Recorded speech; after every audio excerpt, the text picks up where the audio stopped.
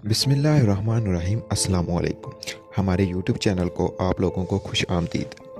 दार चीनी के फ़वाइद। बरसगीर के खानों में गरम मसालों का इस्तेमाल एक अहम जुज़ है।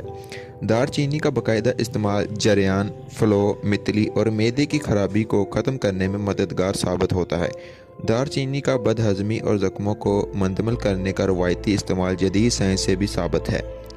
बहुत से खाने पकाने में इस्तेमाल होने वाले मसाला जात की तरह ये भी जिस्म के लिए फ़ायदेमंद जाना जाता है। यह मुख्तलिफ़ इक़साम के बैक्टीरिया को ख़त्म कर सकता है।